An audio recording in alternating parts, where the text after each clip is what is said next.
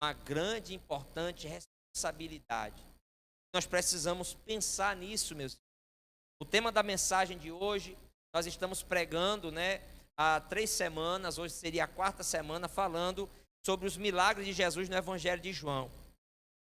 Mas o Espírito Santo me dirigiu a hoje, nessa quinta-feira, interromper essa série de mensagens e trazer um tema que fala, já nos preparando para esse aniversário da igreja.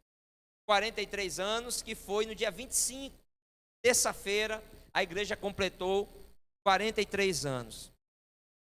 E quando um aniversário ele é celebrado, é um ciclo que se fecha e um que se inicia.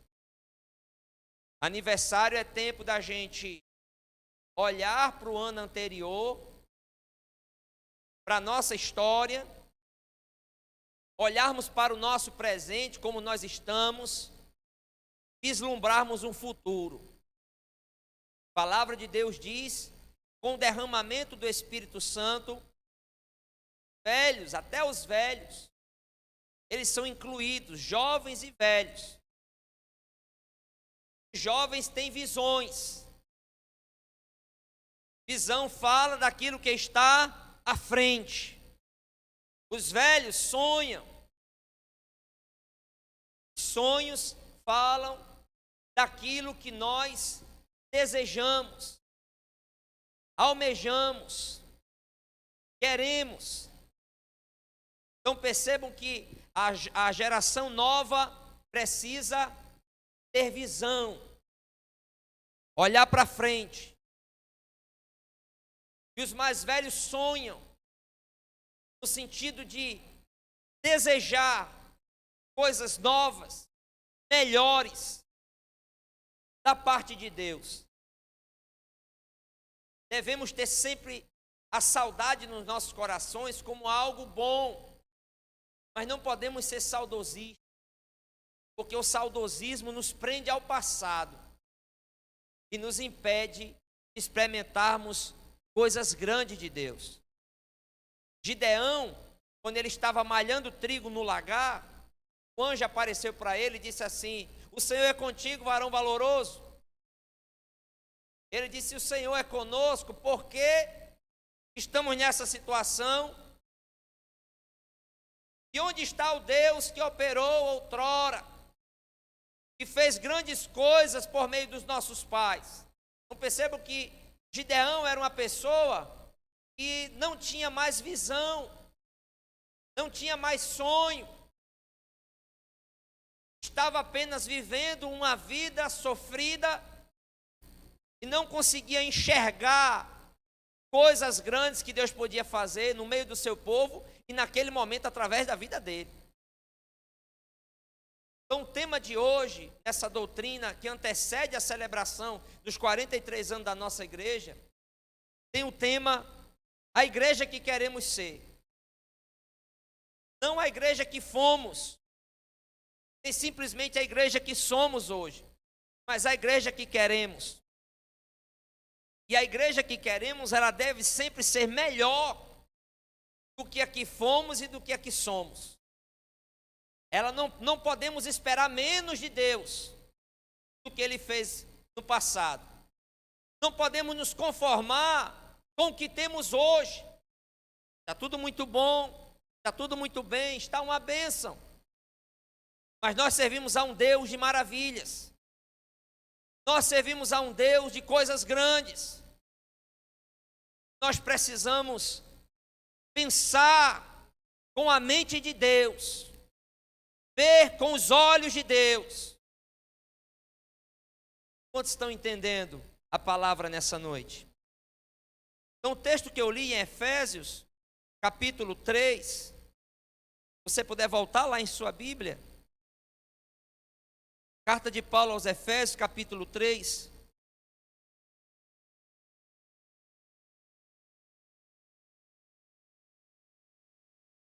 A partir do versículo 14, eu quero ler o versículo 20 mais uma vez, que diz assim: ora, aquele que é poderoso para fazer infinitamente mais do que tudo o que pedimos do que tudo o que pensamos, conforme o seu poder que opera em nós. Deus, Ele é poderoso. Paulo estava orando a um Deus que é poderoso, que tem todo o poder. E por ser poderoso, grande em poder, Ele faz infinitamente. Não podemos calcular o que Deus pode fazer. E o infinito aqui está além daquilo que a gente pede, daquilo que a gente pensa. Quer dizer, Paulo está orando, rogando a Deus bênçãos para a igreja do Senhor. Mas ele diz: olha, o meu Deus é mais do que suficiente, é tão poderoso, porque Ele pode fazer mais do que eu estou orando aqui, mais do que eu estou pensando aqui. E esse texto, irmão, não está falando de pensamentos individuais. Não podemos aplicar esse texto fora do seu contexto. Esse texto não está falando de pensamentos, às vezes, egoístas que nós temos, de pensamentos só nossos. O que Paulo está dizendo aqui é que quando nós oramos segundo a vontade de Deus, quando nós colocamos o nosso coração e a nossa mente para ver, para amar, para desejar, para pedir aquilo que Deus deseja, aquilo que é a sua vontade, Ele vai fazer mais do que a gente ora. Ele vai fazer mais do que a gente pede. E Paulo diz assim: conforme o seu poder que opera em nós. Então Deus faz coisas grandes por meio da igreja, porque Ele deu poder à igreja, porque Ele capacitou a igreja, porque Ele encheu a igreja. E nesse poder, nesse enchimento, quando a gente ora segundo essa vontade do Senhor, a igreja que nós queremos ser, e eu vou falar que ela precisa estar alinhada com alguns pontos. Quando a gente ora nesse propósito, naquilo que Deus olha para as nossas orações, os nossos pedidos, e vê que esses pedidos não são mesquinhos, egoístas, mas que refletem a sua vontade, a sua palavra para nós, Ele vai nos surpreender. Ele vai nos dar mais do que pedimos ou pensamos. Ele vai fazer mais através das nossas mãos, porque Ele é poderoso, diz o apóstolo Paulo. Quantos podem glorificar e exaltar a esse Deus poderoso?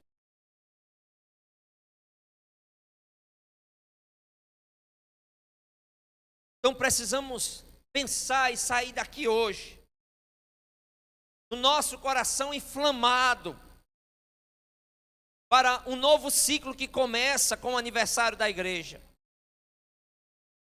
Um novo ciclo que começa com mais um ano que Deus, se Cristo não voltar, vai nos dar. Que esse ano seja um ano em que o nome do Senhor seja glorificado. Nós avancemos segundo a boa vontade do Senhor e a sua boa mão para conosco. A promessa de Cristo para a sua igreja é de que nem as portas do inferno hão de prevalecer contra ela. Nós temos uma armadura, conforme diz o apóstolo Paulo em Efésios capítulo 6, a qual nós podemos usar e nos revestir com ela. E a armadura fala de guerra, de batalha, de combate. Vamos tirar nesse novo tempo as nossas armaduras, porque a armadura de crente não é para estar lustrada, pendurada, brilhando, nem é para estar guardada, escondida. A armadura de crente é para ser colocada, é para estar com marcas de batalha, amém? É para estar manchada do sacrifício, do comprometimento, do esforço. Deus nos deu uma armadura. Nós não podemos ficar com essa armadura guardada ou sendo exposta para as pessoas verem. Ela precisa estar em nós. Bendito seja o nome de Jesus. Então, a igreja que queremos ser, em primeiro lugar, ela deve ter uma identidade bíblica e se comprometer com a missão de Deus. Esse é o primeiro ponto que Deus falou no meu coração. A igreja que nós queremos ser precisa ter uma identidade bíblica. Deve estar bem estruturada, alicerçada nos ensinos, nas doutrinas dos apóstolos, dos profetas. Uma igreja em que a Bíblia é a palavra que nos dirige, que nos guia. Não podemos ser guiados por aquilo que não é bíblico. Tem muitas igrejas aí que até crescem, que até se avolumam, que usam muitas ferramentas de crescimento, mas que quando nós vamos participar de um culto, vamos ouvir a palavra, percebemos que não tem uma identidade bíblica.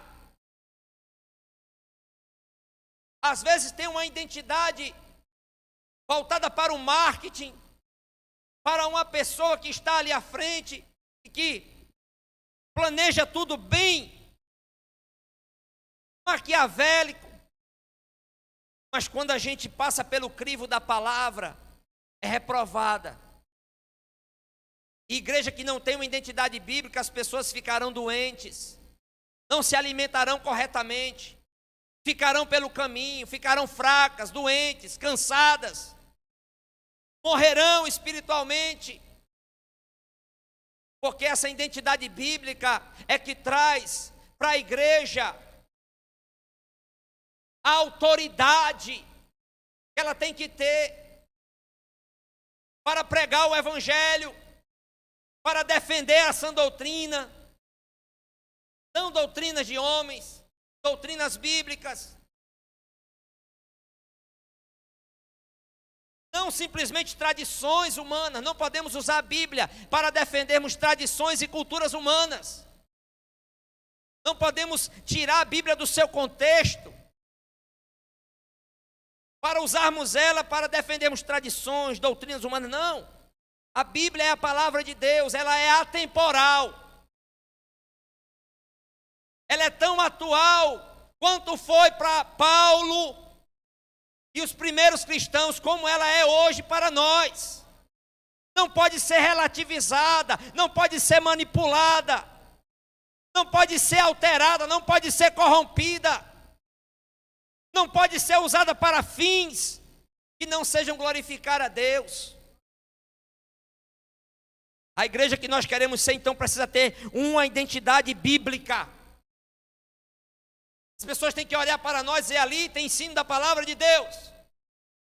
Quem sobe ao púlpito pega a palavra de Deus. Não fica com invenções, com movimentos. Não, a igreja precisa ter uma identidade bíblica. E para todos os cultos, para todos os trabalhos que a igreja faz, esse lugar precisa ser sempre um referencial de uma pregação genuína do evangelho e da palavra. Não podemos, irmãos, querer uma igreja de outra forma que não seja isso. Comprometida com a missão de Deus, de proclamar o evangelho, de servir como seu povo, de ser luz, de ser sal. A missão de Deus, a missão é dele. E ele coloca sobre a nossa responsabilidade. Jesus disse assim: como o Pai me enviou, eu envio vocês. E soprou sobre aqueles homens o Espírito. Em Pentecostes eles são revestidos de poder. E Jesus disse: olha, após o revestimento vocês serão minhas testemunhas até os confins da terra. Nós temos uma área local para cumprirmos a missão de Deus, de um evangelho integral, que se preocupa com o homem no seu espírito, alma e corpo, e que sabe que o evangelho é o único poder que transforma o homem. Políticas públicas, sociais, são paliativos. ajudam em determinado ponto, mas o Evangelho, ele é o único que transforma o homem, que salva o homem, que liberta o homem. Bendito seja o nome do Senhor. Então, o primeiro ponto é esse: a igreja que queremos ser deve ter uma identidade bíblica. E segundo, está comprometida com a missão de Deus. Nada que tire o foco da missão. Nada que tire o foco daquilo que Deus espera de nós pode ser permanente. 2, a igreja que queremos ser deve ter o cuidado para não se apegar ao passado histórico, tradicional e ficar sem um futuro. O que é que eu quero dizer com isso? É que se uma igreja, nós estamos com 43 anos,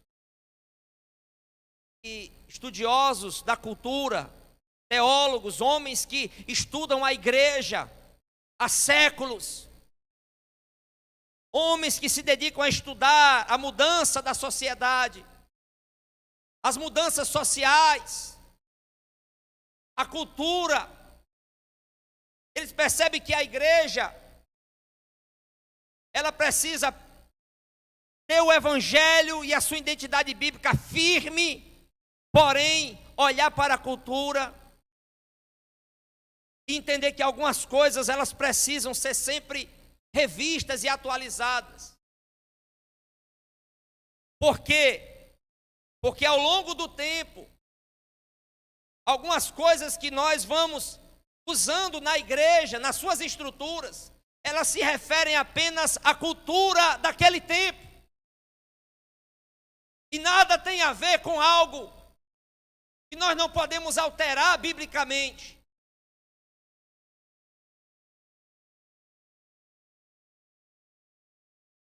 A história, as tradições, elas devem servir de impulsão, de referência. Elas devem nos mostrar zelo, amor, comprometimento de outras gerações. De mostrar como homens e mulheres que tinham menos recursos que a gente, tinham mais dificuldades, fizeram tantas coisas. E nós hoje temos tantos recursos, temos tanto conhecimento, temos tantas facilidades, não podemos fazer menos. Quando olhamos para a história, para a tradição, precisamos ter o cuidado para não defender isso de tal maneira que a igreja não tenha um futuro. Não podemos pensar só em nós, na geração atual. Precisamos pensar nas próximas gerações. Porque a igreja é do Senhor. E quando eu partir, ela continuará. Eu não posso querer que a igreja ela seja um reflexo totalmente da minha vida, ou da minha casa, ou dos meus pensamentos particulares. Eu preciso entender que cada geração, ela vai estar inserida numa cultura. A gente não vai negociar a palavra, a gente não vai negociar a sã doutrina, a gente não vai negociar, por isso que eu coloquei aqui como primeiro ponto, o nosso alicerce, a nossa identidade bíblica, o nosso comprometimento com a missão. Mas muitas coisas relacionadas à tradição e aquilo que é da história estão sempre no processo de mudança. Você acha que as irmãs que começaram a igreja se vestiam como as irmãs de hoje? Os homens se vestiam como os homens de hoje? A estrutura da igreja era como a estrutura de hoje? Bateria, por exemplo, muitas vezes foi pregado no púlpito como sendo algo do diabo. Teve um pastor em determinado estado, ele estava pregando, quando ele acabou de pregar, uma irmã chegou para ele e disse assim: pastor, Deus me mostrou um demônio sentado na bateria. Foi, minha irmã? Foi. Por que a senhora não foi expulsar? Não, pastor, porque o problema é a bateria. Falar, o problema é a bateria, não está certo, então a bateria vai continuar lá.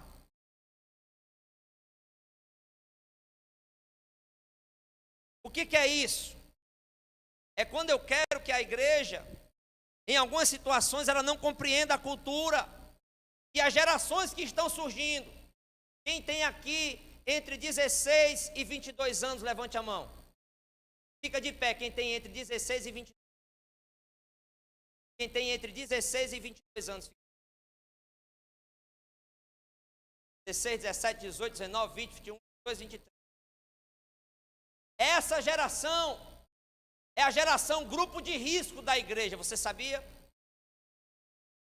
Porque é nessa fase que eles podem se comprometer a amar a igreja e lutar pela igreja ou saírem da igreja. Eu não estou mais nesse grupo de risco, Oswaldo. Nem você. Graças a Deus. Mas esse pessoal está. E nós precisamos pensar nessas pessoas. Porque ninguém aqui é eterno.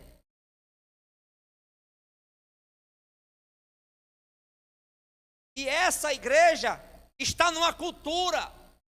Essa geração já nasceu com coisas que nós hoje estamos tentando aprender. Isso aqui, para eles é a coisa mais natural do mundo.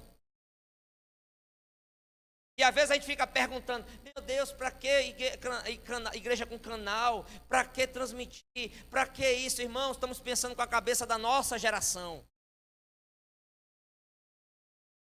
Esse é o mundo deles.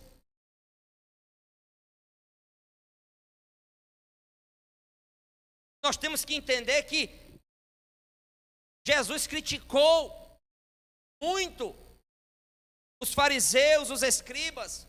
Por quê? Porque eles foram ao longo dos anos acumulando tradições, e foram dando aquilo um peso de autoridade bíblica. Jesus criticou isso, cuidado. Eu posso querer viver do meu jeito, mas eu não posso querer que a igreja, ela se mantenha intacta em todas as suas estruturas e atravesse gerações sem sofrer. E as gerações vão mudar. Então a gente começa a ver hoje uma crise na nossa igreja de que os pais estão ficando nas igrejas sem os filhos. Quando eles vão para igrejas que estão conseguindo, às vezes, dialogar com a cultura e que tem uma identidade bíblica, glória a Deus, mas são poucas, porque a maioria é só movimento, é só casca. Dialoga com a cultura, moderniza a estrutura, mas não tem ensino bíblico, não tem ensino doutrinário, não confronta o pecado. E aí você começa a ver hoje jovens que para eles aborto é normal. Legalização de drogas é normal. Casamento homossexual é totalmente normal. E aí eu não estou falando da sociedade, eu estou falando biblicamente. Biblicamente não é. Nossa fé não é. Não podemos, meus queridos. Hoje é uma palavra de conscientização para a nossa igreja da parte de Deus. Eu me coloco como instrumento de Deus, de entregar aquilo que Deus colocou no meu coração, e saio com as minhas mãos limpas diante do Senhor. Sabe por quê? Nós vamos chegar nos outros pontos para você entender a importância da igreja compreendida. Não devemos ter o cuidado, valorizar o nosso passado, valorizar a nossa história, valorizar muitas tradições. Entendemos que a nossa igreja, no decorrer de 100 anos, uma igreja centenária, entendermos tudo isso na história, honrarmos as pessoas que começaram, que foram usadas por Deus, desde os apóstolos até hoje, mas entendermos que a igreja, ela precisa ter futuro. E a geração de hoje, essa geração, que começou, a geração intermediária, nós temos a responsabilidade de trabalharmos para que essa geração que vem, eles recebam uma igreja não engessada tradicionalmente, mas uma igreja firme biblicamente, doutrinariamente, que defendam a sua fé, que saibam defender a sua fé. Uma juventude que não vai embora. Nós não vamos permitir aquilo que estiver no nosso esforço. A pessoa pode sair porque quer, porque não se converteu. Tem muita gente que sai porque não se converteu ainda. Tem muita gente que sai porque quer. Mas nós não podemos ser responsáveis de abrirmos as portas da frente e não fecharmos as portas do fundo. Não podemos ser responsáveis de apenas receber e não trabalhar para que essas pessoas fiquem, amadureçam, cresçam, deem frutos e sejam o futuro da igreja. Eu louvo a Deus porque eu vejo aqui, por exemplo, na banda, gerações. Está quantos anos aqui, Cláudio? Meu Jesus. Desde 84. Tocando aí com o pessoal, você está desde quando? Por sua cabeça. Vamos colocar de 90 para cá, são 30 anos. Melhor, é isso mesmo. 30 anos. 30 anos. Mas junto com o Cláudio nós temos o Luan. Nós temos outros jovens. Paulinho. Brincadeira, Paulinho é jovem também. O que é que nós estamos vendo aqui? Gerações, isso precisa ser trabalhado. Eu vou perguntar para o Cláudio aqui, Cláudio, vovô, quando você começou, era como é hoje, Cláudio? Por que você não pegou seu baixo e foi embora então? Dizendo, desse jeito eu não toco, porque ele compreende. Vocês estão entendendo? A geração. E ele, ao invés de querer dizer, é do meu jeito, ele diz assim, não, eu quero que eles deem continuidade, eu quero que eles deem fruto. Eu quero que eles continuem servindo a Deus. Nós não vamos tocar aqui, é aquilo que não vem de Deus, é o louvor que não tem a palavra de Deus, é aquilo que é contra a sã doutrina, mas aquilo que a gente pode ver para a geração e alcançar a geração deste tempo. Nós precisamos pensar no futuro da igreja. Quem está compreendendo, diz amém. Terceiro, a igreja que nós queremos ser, ela deve ser relevante sem perder a autenticidade. O que é isso? Relevante é aquilo que consegue se mostrar acessível, importante, útil, mas não a qualquer preço. Ela precisa ser autêntica. Ela precisa ter a palavra de Deus. É por isso que quando eu falo com os músicos, e vocês não sabem, mas eu pego firme nesses músicos. Me preocupo com aquilo que é cantado, com aquilo que é tocado. Porque precisamos ser relevantes, mas não podemos deixar de ser autênticos, de ter autenticidade. E a autenticidade é aquilo que é genuíno, que é verdadeiro. Não é só embalagem, não é só aparência.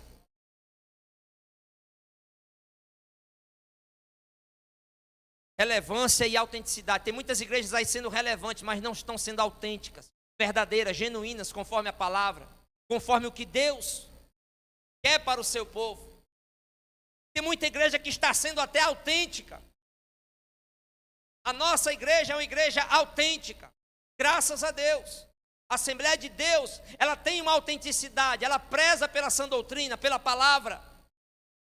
Mas nós não podemos perder a relevância no nosso contexto, na nossa cultura, no nosso tempo. Ser relevante sem perder a autenticidade. Dialogar com a cultura no sentido de reconhecer as mudanças. Porque senão, e aí eu só estou falando dessa geração de 16 a 22, e se eu nem pensar na geração da minha filha, por exemplo.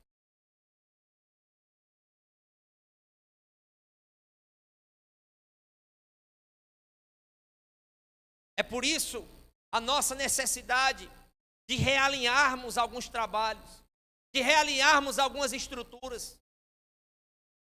Isso não é simplesmente uma invenção, isso é um entendimento da cultura. Isso não se faz, irmão, de qualquer jeito. Você pode pregar a palavra, ensinar, cantar, ser autêntico, mas olhando para o seu tempo e adequando algumas coisas. Aquilo que vai ser mudado e aquilo que a gente muda hoje, daqui a 30 anos, outra pessoa vai entender. Olha, a cultura é outra, a palavra continua, a autenticidade continua, a sã doutrina continua, mas a gente precisa readequar algumas coisas aqui e acolá, porque o tempo é outro e a gente precisa alcançar esse povo. Quem estuda comunicação sabe que nem tudo que se fala é comunicação. Para ter comunicação, o outro lado tem que entender, ser alcançado. Tem que haver compreensão. Como os jovens falam hoje, tem que ter conexão.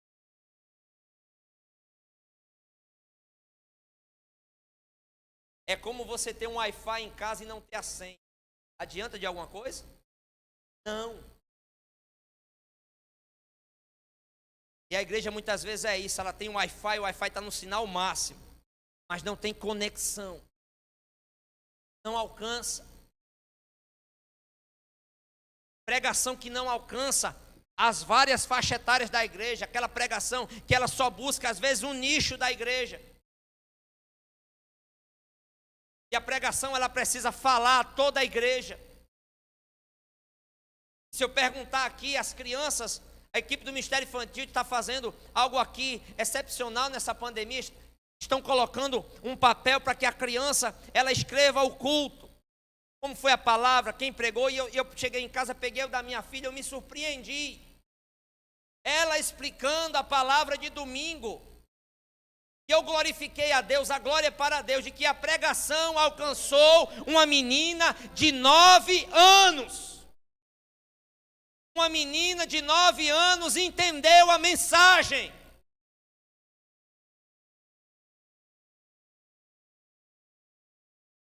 Eliminar obstáculos para que essa nova geração ela tenha acesso aos líderes, aos pastores. Está no meio desse pessoal. E não simplesmente assim, ficar lá e achar, não, eu cheguei, eu sou líder. Não, nós temos que descer, nós temos que ir lá, nós temos que estar no meio dele, falar a língua dele. Jesus fez isso. Jesus se fez homem e a humanização de Deus, a encarnação de Deus, sim, se tornar um de nós, tanto tem um aspecto redentor, como um aspecto de nos alcançar. De descer no nosso nível, não no pecado, mas na nossa estrutura.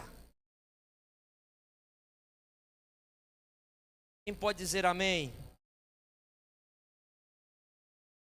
Quarto, a igreja que nós queremos ser deve conectar as pessoas com Deus e umas com as outras. Eu estou usando essa palavra conectar porque é uma palavra dos nossos dias. Tem que trazer conexão. E quando a pessoa entra por aqui, o louvor vai conectar ela a Deus, vai conectar ela com a igreja, a palavra, a recepção, a integração, de tal forma que quando ela se sente conectada, ela diz assim: Deus me trouxe a esse lugar e desse lugar eu não quero sair.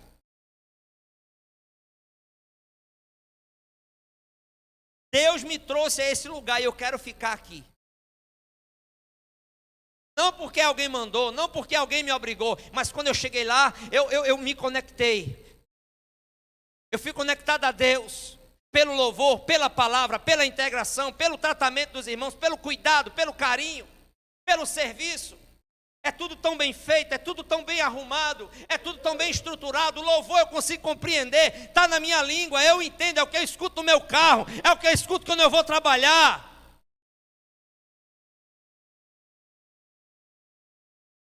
A palavra falou ao meu coração, falou da minha realidade, daquilo que eu estou passando, trouxe temas atuais. Eu estou sendo conectado. Então a igreja que nós queremos ser, as pessoas não podem simplesmente chegar e ficar sentadas, sem se conectarem. Esse lugar não pode ser um lugar estranho. Tem que ser um lugar que eu chegue e eu diga assim: glória a Deus, aleluia, Deus está nesse lugar, o povo de Deus está aqui. Nós precisamos trabalhar para isso.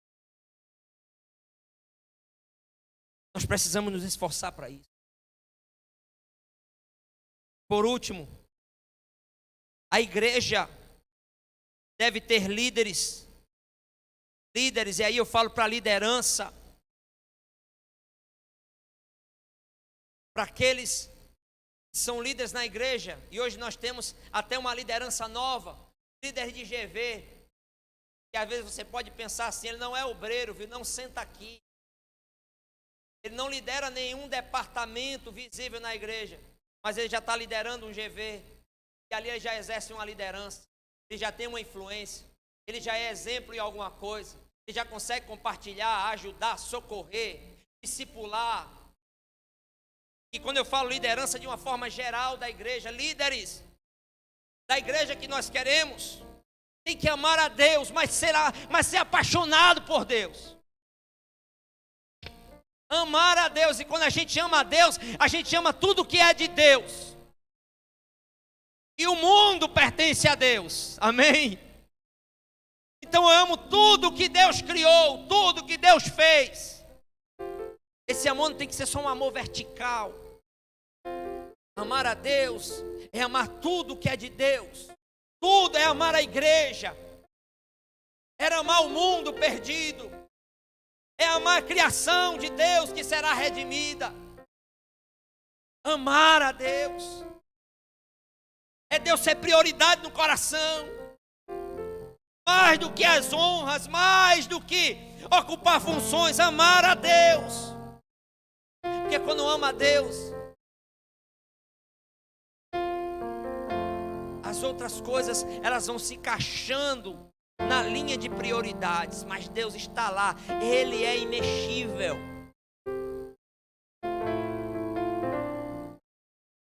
Glórias a Jesus. Amar a sua palavra, amar a palavra de Deus. Ler, meditar, estudar, se alimentar, meditar de dia e de noite.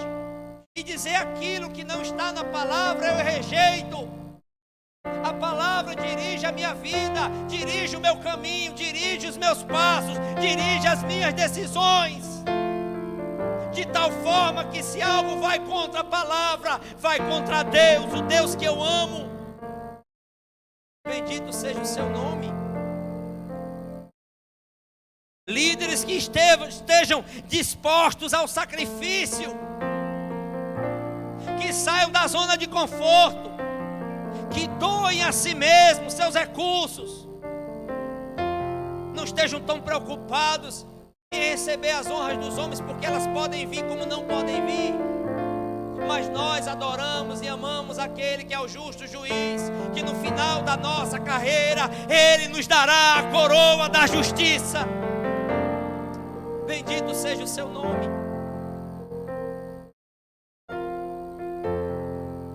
Sacrifício, renúncia, comprometimento. Aquele que nem o seu próprio filho poupou. Sacrifício de Deus, Pai. Depois aquele que deu a sua própria vida, o sacrifício de Deus, Filho. Nós precisamos olhar e entender que se para os membros viver a vida cristã tem sacrifício, para a liderança muito mais. Por quê? Porque Deus nos deu um talento maior, no sentido de responsabilidade. Jesus disse para os fariseus: vocês colocam fardos pesados, mas não querem carregar uma mínima coisa com um pequeno dedo. Não podemos ser líderes assim.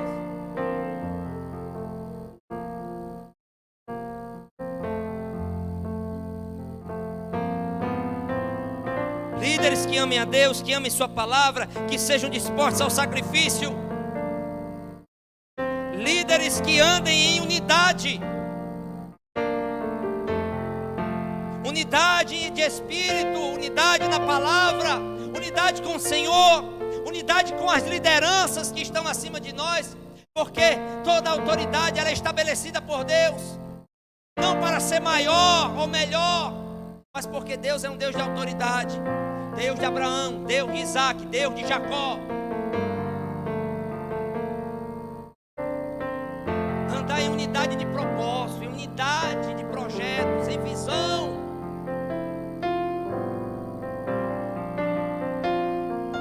Se Deus aponta para lá, a liderança olha para lá. Vai, aconselha, ajuda. Olha para a palavra e diz: está contra a palavra? Se não está contra os princípios que nós já falamos no começo, precisamos entender que Deus está fazendo algo diferente. Então esse é o preço da liderança.